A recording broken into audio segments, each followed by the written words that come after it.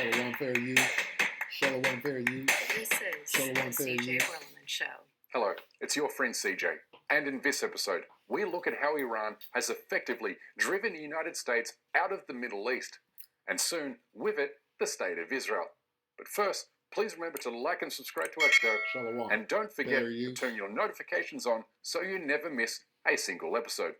Now, let's get into it. Israel's security architecture rests on one foundational assumption, that the United States will always be heavily entrenched in the Middle East. Its presence allowing Israel to deter its adversaries by hiding behind America's military bases and aircraft carrier strike groups parked in and around the Arab Gulf. That was the deal. That deal was a security arrangement. But today, that arrangement is collapsing, and it's collapsing hard and fast because Iran is winning. Iran has won by exposing the United States to be an unreliable ally that's incapable of finishing what it started. Why did Iran win? Slovakia. Fair use. Bear with me while I let him speak. Listen to why he said Iran won. Because Iran is winning. Iran has won by exposing the United States to be an unreliable ally that's incapable of finishing what it started. Even pro-Israel publications are now calling it what it is, with The Telegraph saying Trump's promise to wipe out the Iranian civilization marked the end of the American century, with Bloomberg claiming US dominance in the Middle East is basically over, as The Atlantic explains why Trump's only option to end the war is to surrender to Iran's demands. The gravity of this cannot be overstated because Babylon has fallen, has fallen. this means that the United States, the self-declared indispensable nation, the so-called guarantor of regional security, the empire that planted its military boot across the region for decades, is being pushed out and driven away. Maybe not all at once, maybe not in a single dramatic withdrawal, but strategically and systematically nevertheless, inch by inch, base by base, and in one humiliating failure after another. Whatever happens next, whether we attack or we do not attack, whether we try to leave and say we were successful or not, I think we, Americans, are finished, Babylon has fallen, has fallen. at least. And I think that's the greatest concern that Mr. Netanyahu has right now. If we cannot break Iran's grip on the Persian Gulf, if we cannot force our way back into the Persian Gulf, and I think it's pretty clear that we cannot, that means that we are finished in the region. We will not come back into these bases. There will be nothing to rebuild. A Pentagon official explained to the New York Times how American tactics have become too predictable and how the United States can no longer keep its military bases and Israel safe from attack simultaneously. A reality affirmed in a new report showing the US depleted far more of its advanced missile defense interceptors to defend Israel than Israel did defending itself, leaving the United States with a total of only 200 interceptor missiles to defend its bases against future attacks. It's for this reason that Iran rightly believes it can now successfully resist the United States and Israel by attacking energy infrastructure and military bases in neighboring Gulf states at will.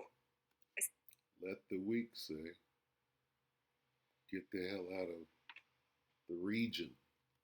An investigation found evidence of unprecedented destruction. We can reveal that strikes damaged at least 16 U.S. installations across 8 countries. According to our analysis and sourcing, that's the majority of American military positions in the region, and some of them are virtually unusable now. Iran's targets? Multi-million-dollar aircraft, like this, Boeing E-3 Century, which gave the U.S. a huge amount of visibility over the Gulf. It's out of production, and in today's money, it's worth nearly $500 million. Also, critical communications equipment, and crucially, radar systems, highly sophisticated, expensive, difficult to replace, and central to air defense. One U.S. source familiar with the damaged facilities told us that the scale of the hits was massive compared to what forces faced in Iraq and Afghanistan. According to the Pentagon, the U.S. evacuated more than 90% of Americans from U.S. positions. Fair use. This is CJ Worldman Show. All right. 5 hours ago. This is hot off the presses. Trump surrenders effectively Iran wins and Israel loses everything. This is C.J. Worldman.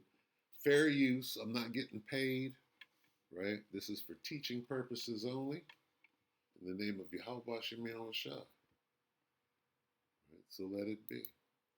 American base in the region is now within range. Every single one. That's not proper. What was that, CJ? Every American base in the region is now within range. Every single one. That's not propaganda. That's a strategic reality that the Pentagon has now acknowledged, which means the entire post 9/11 military project in the Middle East amounts to a catastrophic generational failure. Iranian airstrikes have damaged or destroyed at least 228 structures across bases used by the United States military since the war began. This is what people don't understand is going on right now. They think that somehow, oh, America won the war, man. We're gonna, it's business as usual. Iran better get in line. What happens after the world finds this out? Right? What is Trump doing right now? What does Trump do when he gets his ass whooped? What does he do? Let's find out. Hangars, barracks, fuel depots, aircraft and key radar communications, and air defense equipment. These images prove that Iran can see, target, and hit every US military site in the region at any moment of its choosing. Iran's visibility over its targets has never been clearer.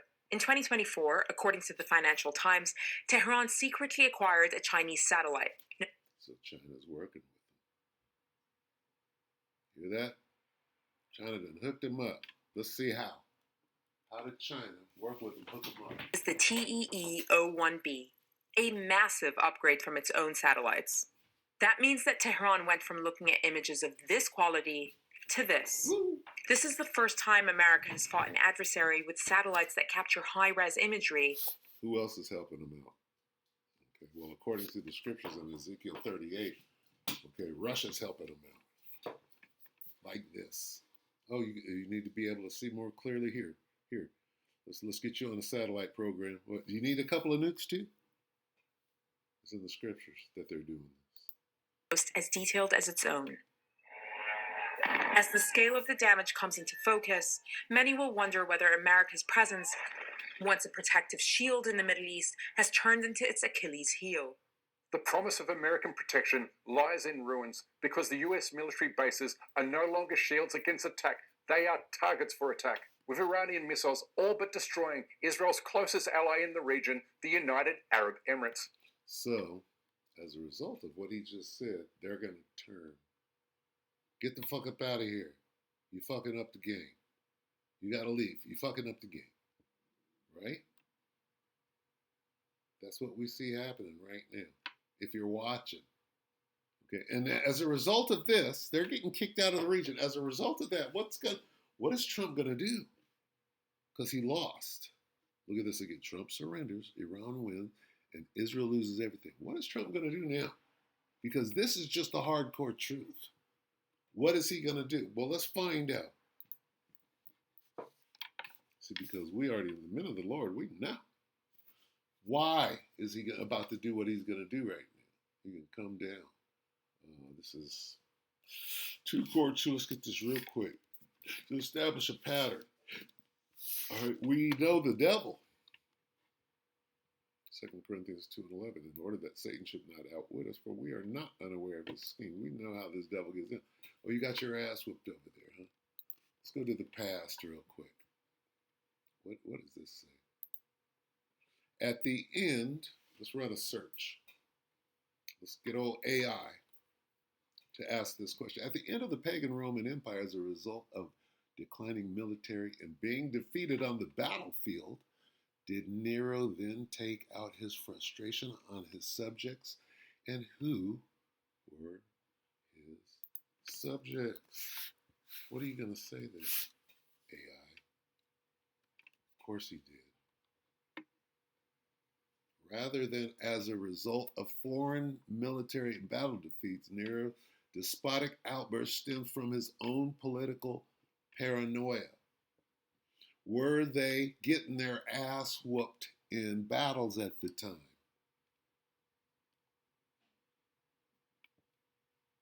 See, I'm going to ask a separate question. and the revolts his misrule provoked.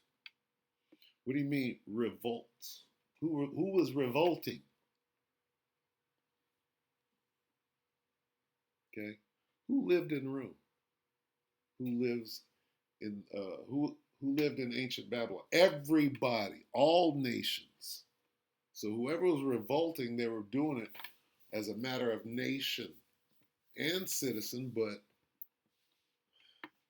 who were their enemies? Okay, there's a lot going on in there. All right. Let's go back to this. Despotic outburst stems from his own political paranoia. Why? Because they were at the end. It was the end. To his subjects, he was viewed as a tyrant, famous for brutal purges and using a vulnerable minority as scapegoats. See him going around this whole thing? Nero's subjects comprised a vast, diverse population, including Roman citizens. Was Paul a Roman citizen? See that? Plebeians. You're in the class and the growing nigger community. Define Christian. I'll define it. I'm not going to go there because that's been getting me in trouble.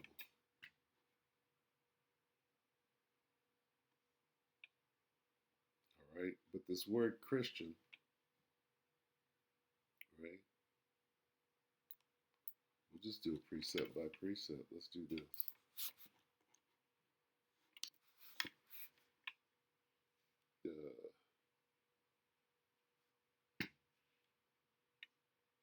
What is it, Romans? I forgot how to do it.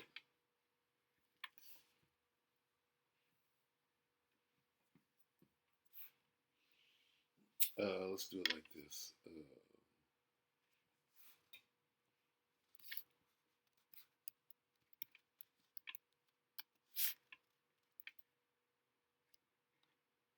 Acts.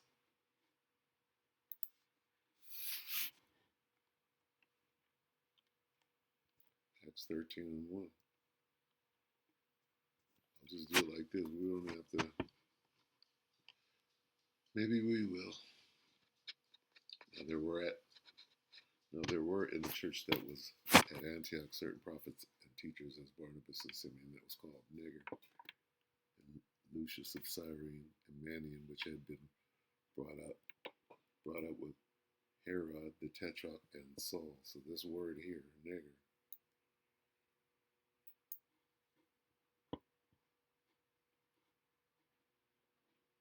goes to here.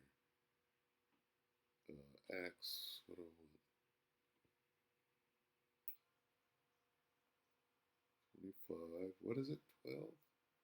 11. Let me get this back. Can't click it back like I want to. Acts 11 and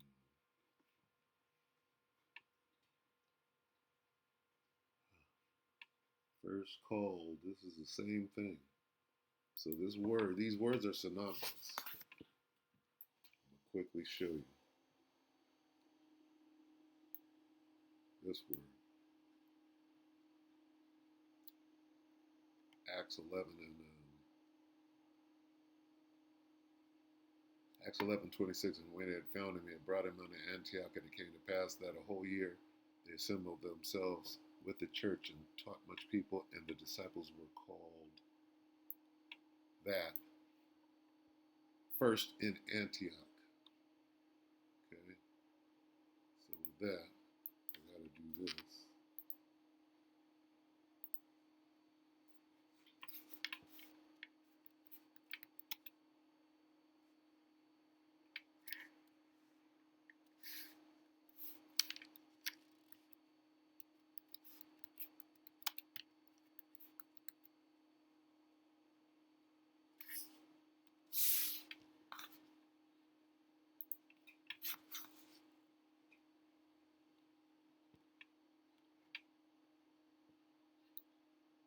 It's just plain.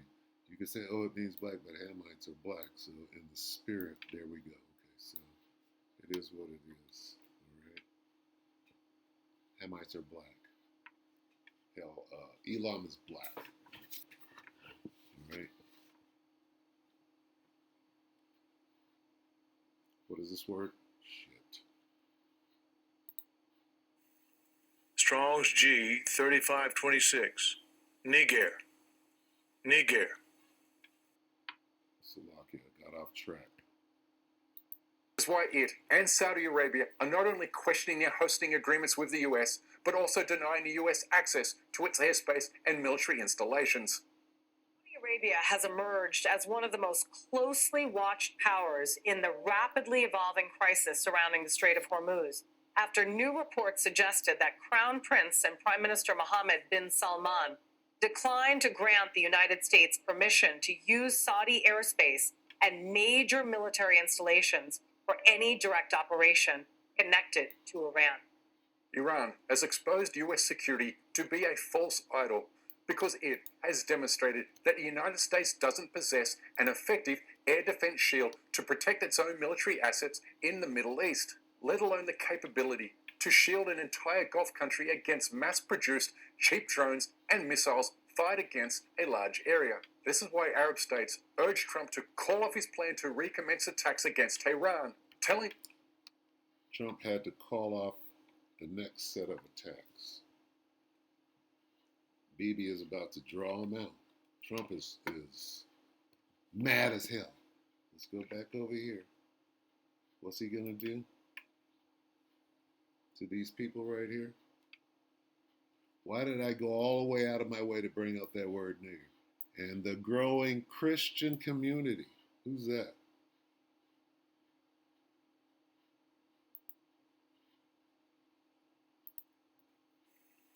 Strong's G 3526.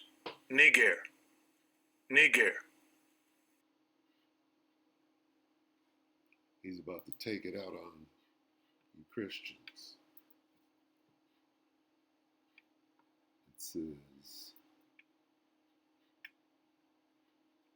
to his subjects, you Christians, he was viewed as a tyrant famous for brutal purges. What is a brutal purge? And using a vulnerable minority, you Christians, as scapegoats. Who were his subjects? Nero's subjects comprised a vast and diverse population, including Roman citizens, of which Paul the Christian was one, right?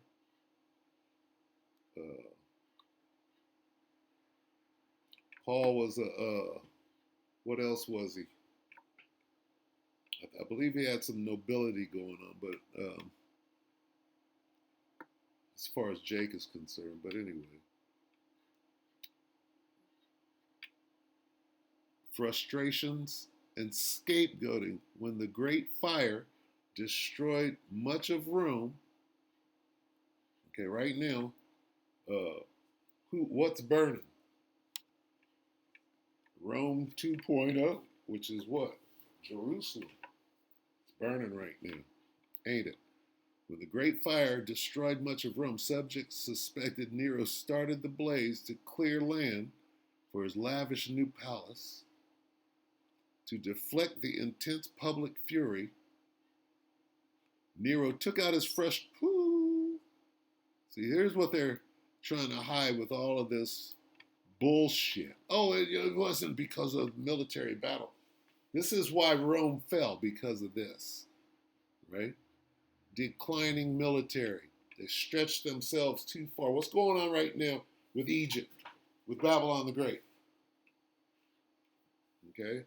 So this guy's talking in circles knowing what I'm asking. Okay? Here's the point. Donald Trump took out his frustrations on you niggers in Egypt, in New Egypt, shifting the blame onto them. It's you niggers' fault that we got our ass kicked over here in the Middle East.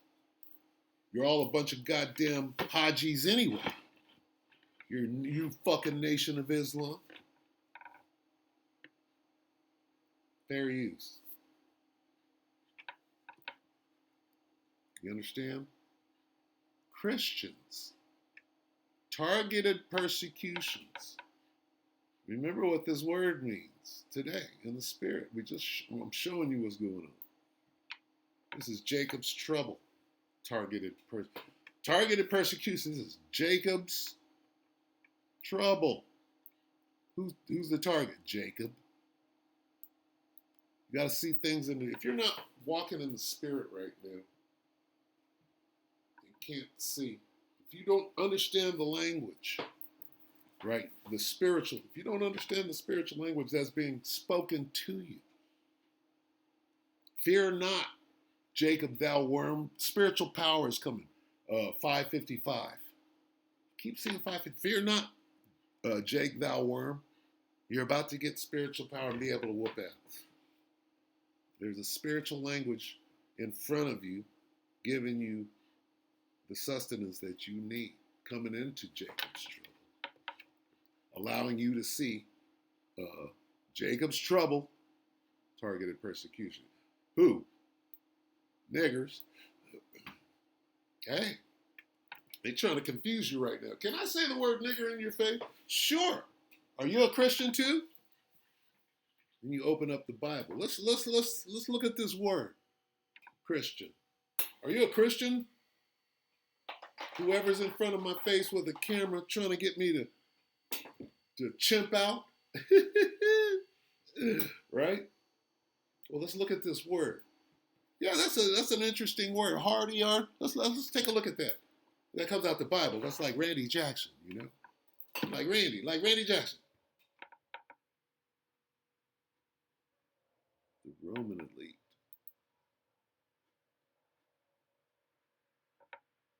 So that's his own folks. He's doing this right now too. Tulsi Gabbard just ran for her life. Marjorie Taylor Greene ran. She moved to a different country. The little Georgia peach with the business. I got a business. I'm going into politics. That bitch ran. I got enough business to buy me a home in a different country. I'm the fuck up out of here. I know what's coming. She understands. That's the Roman elite. Set ablaze. He said, many were fed to wild beasts crucified. Yahushua was crucified. Right? What does he look like? And set ablaze to serve as nighttime illumination in Nero's gardens. That's like Vlad the Impaler. You understand? That's what they used to do to us. All right? Widespread unrest across what? The provinces. Okay, he spread himself too thin. By 68 CE, he lost the backing of the military. See, the military, his downfall. This is saying exactly what I asked, but what you're doing is you're trying to answer my question on the back end so that I don't recognize that that's what you're doing.